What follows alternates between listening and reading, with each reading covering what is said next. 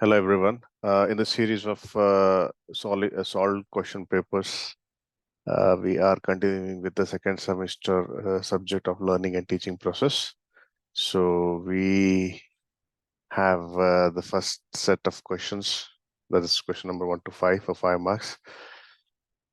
So we'll start from here.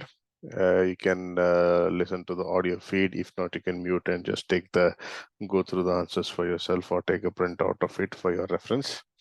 So the first question that has been repeated is here. What is creativity? List out the characteristics of creative person. So creativity is the ability of a person by which he creates a new idea or a new thing or discovers a new thing. So it includes ability of a person to reconstruct previously acquired knowledge and interpret or create new versions of it in their own different way. So creative person, for instance, if he's doing pottery or painting, so there has to be some kind of a knowledge that has been acquired, and he actually, applies that knowledge and comes up with his own new version. So uh, just repeating the same old thing is not called creative. So you try to bring up something new. So this is new, or create a new signature of yourself in that already acquired knowledge and bring something new to the table. Adding something new to the table is called creativity. So few characteristics of creative persons are very curious. They have a sense of curiosity. They are not just content with whatever is there. Actually, they're very curious to create new or look into some aspects that have not been mm, looked before. They have a creative confidence that whether they are not afraid of failing, or they're very confident about their craft. Then there are other points. They are thick-skinned, like people. They don't bother about criticism because they are already, into their own, and they think that whatever they are doing is correct, and they have their own vision, and they don't bother about criticism. They are very flexible in terms of adapting new skills or new things from other people as well. They are very playful. They're very ambitious, energetic. At times, they are naive as well, because people are because they are limited because of their creativity, and they don't look into the more economical aspect of it. They are dreamers, and they're very persistent with their craft. We can go through the other things in details. We'll go to the next question. Define attention. Brief explain the factors affecting the attention. As you can understand, everyone knows what attention is. It's kind of a focus. So let's bring that into words. Attention is a process which does not involve focus, which does not only involve focusing or concentrating on one thing. This is one aspect of it, but it is equally concerned about ignoring competing stimuli or information which is available in the environment, which means that the one part of attention means that it is focusing on something and also restraining oneself from the other, disturbing or disturbing or distracting factors that might come into the environment, which might hold one person's focus. So that is called attention. In another way, attention is a process that takes place on a cognitive level, and that follows us to orientate ourselves towards the stimuli that are relevant, ignoring those factors that are uh, that are not in order to act in consequence. So what are the factors? There are a couple of factors. We can divide them broadly into internal factors and external factors. Internal factors are the factors that are within, such as motives, moods, interests, and emotion. It depends on one's person's motives, whether it is what kind of motivation, whether it is thirst, hunger, sexual anxiety, curiosity. These things are actually have an influence on attention. Moods which develop based on the tiredness or discomfort, or physical being of having fever or something like that, are also challenging towards someone to hold attention. Interest, whether certain subject one is interested in that. For instance, some people are interested in movies, whether they're good or bad, they will be attentive towards them. But some people who lack that interest are very, content driven. When there is a little slack in the content, their attention is gone. Emotion also strong, inspiring emotions are likely to get attention. Similarly, there are external elements, external factors that are, affect attention. This could be intensity. If there is the more powerful a stimulus, the greater likely to focus your attention on it. Okay, so there is a size, larger the stimulus, the more attention sources it draws. Motion, novelty, change, color, contrast, emotional burden, something like that. So this we can just go through that. For instance, color and all are which you make it more attractive, then it's an factor that will hold on to your attention. So these are few factors that are actually affecting one's attention. You can go through the answers in your own sweet time, and we'll go to the next question. What do you mean by teaching styles? Explain any two.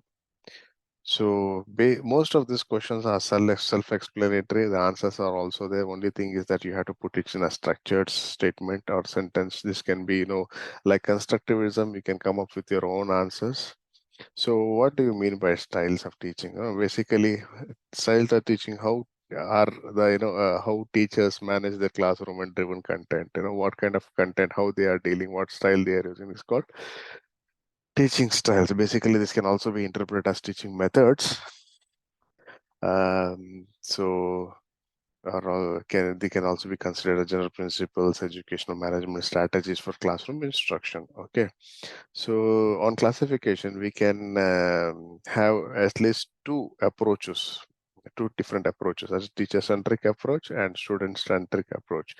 As the name suggests, teacher-centric approach is basically the approach wherein teacher, it's mostly driven by the teacher. Methods may see as more traditional. These are traditional form wherein the teacher just sits there and actually passes on the knowledge, and students are just receptors which actually take it. These are mostly in the form of explanations and explanations, whereas student driven is wherein there is an interaction, wherein student centric teachers use teaching methods to effectively coach the students and facilitate learning through various means. It's not just delivering lectures, but there are group discussions, student assignments, there is valuation, evaluation, feedback, research exercises, practice, wherein there is also equal, if not more, student participation in the learning or teaching method. We can also have 5 different types of teaching styles. These are lecture method, demonstrator style, hybrid style, facilitated style, and delegatory style. So in the lecture style, as you all know, it's giving lectures, whether it is physically in front of the class or an online class or a pre-recorded class, wherein there is a recording of a teacher who actually is teaching some topic. So that is the demonstration, means there are demos. You can so teacher gives a demo of a particular science experiment or a a literature based thing, for instance a drama or a skit, gives a full demonstration of that. This includes lectures as well, but there are more than that, such as presentations and other visuals as well. And hybrid offers a balance between student-centric and teacher-centric. This is a blend of both these styles. Hybrid, wherein actually there is also classroom lectures as well as interaction between the students. Facilitator is actually a student-centric approach style, wherein student teacher is just a facilitator and sits there, and students are more active in this, and they are actually um, teacher are moved away from the authority role, just facilitators. They just give pass on the topic of the it, and try to moderate the students activities in the learning or problem solving skill in the classroom structure. Now, delegator is the most. This is in terms of rating the most student-centric approach, wherein this is also referred as a group style. The teacher observes the students in peer-to-peer discussions and collaboration. The teacher is just a delegator here. not even a facilitator. Facilitators, at least there is some part to be played by the teacher, but not in the delegator. He just delegates the work to the students and just observes the students. Let's go to the fourth question. Explain personal relationship between teachers and learners. So, how for an effective classroom or for an effective teaching learning experience, how important is the personal relation between teachers and learners? The teacher and students need not be friends because there has to be a formal uh, line that actually divides or actually holds each other's responsibilities, and that formal structure is maintained. But then there has to be certain equation between the student and teachers, so that there is a good learning and teaching environment. Student-teacher relationships are the core of education, as they are important for students' intellectual, emotional, and social development. And these relationships may influence the others' educational environment by whole. So what happens is we are trying to reduce the conflict between any conflict that might arise between teacher and students, and there is an amicable, sound learning environment. So teacher, it's better that teacher knows their student or their pupil very well, and it's also important for students to know at least some bit of the personal traits of a teacher. So that's very important. Student-teacher relationship is important when it comes to teaching and learning. It's essential that student must impart knowledge in a caring and compassionate way. Teacher have to be very compassionate and caring way. They have to understand that there might be some difficulties from the students' part in learning something or grasping some subjects easily, and they might feel that slack. Teachers should not, put themselves in themselves as being knowing everything, and they also should not expect the students to catch up on subjects with the same pace as they have other students who are gifted to pick up those things equally. There will be diversity in the class. Some students will be slow, some students will be fast. So teacher has to be compassionate with that. And similarly, students also have to ignore certain, students also have to, ignore some of the, teachers' behaviorisms, so that there is for instance, some students, some teachers can be, having their own health issues or personal physical issues that my physical issues that cannot be, students should not mock them. So they can criticize in the level of academic level, but not in terms of their physical level. Having a good relationship with teachers makes it easier for students to focus on learning. Students who have supportive relationship with the teachers tend to work harder in the classrooms, persevere, accept the direction and criticism, cope with stress better, and pay more attention to the students. Students become more comfortable with their teachers when they feel free to ask questions or answer to any questions. It is teachers' duty to encourage this behavior by appreciating it whenever a student asks an in-depth question, and just not in-depth explanation, and not shoo him away.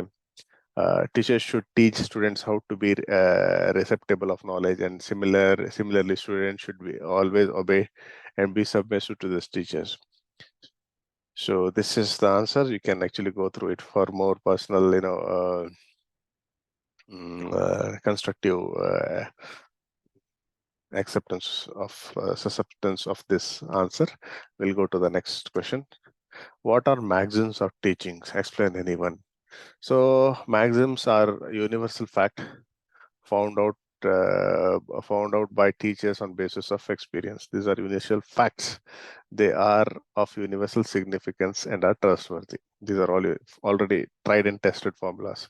So the knowledge of different maxims helps the teacher to proceed systematically. It also helps to find out his way of teaching, especially in early stages of teaching. Maxims are similarly short statements that are considered as general rule of conduct. So there are many types of maxims, such as from known to unknown, teaching maxims, from known to unknown. The teacher has to bring the students from what he knows to the unknown. That should be the flow of the teaching, simple to complex. He should not be first. He should not come to the complex part and then make it. First is start from simple, start from concrete solution, then go to abstract. Start from particular to then make it generalized, then generalizes. Start from whole, then you make it parts. Start from psychological, then we go it logical.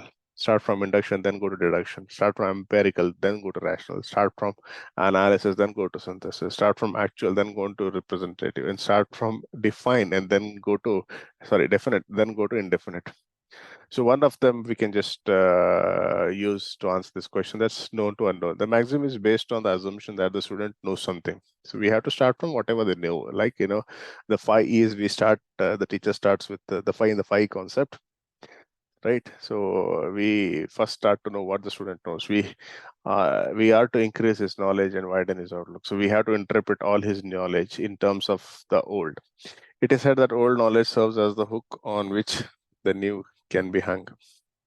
While, for example, the teacher teaching any lesson, the teacher can link the previous experience of a child with the new lesson that is to be taught. Teaching of English, simple to complex. Every teacher, especially pupil teacher, should move forward after establishing relation between that is known and that is unknown. In other words, whatever the pupils know, the new knowledge of the unknown should be given on that basis. Another example is breathing and eating are known concepts that all students might be familiar with. However, respiratory functions and digestive functions might be unknown concepts. Teacher must acknowledge the known and the unknowns and take the students to the unknown. This way, teaching can be made effective. Good.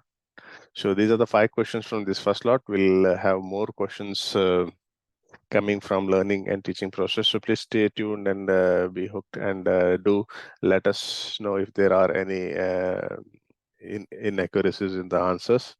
We'll try to correct them going in the future. And also stay tuned and happy learning. Thanks all.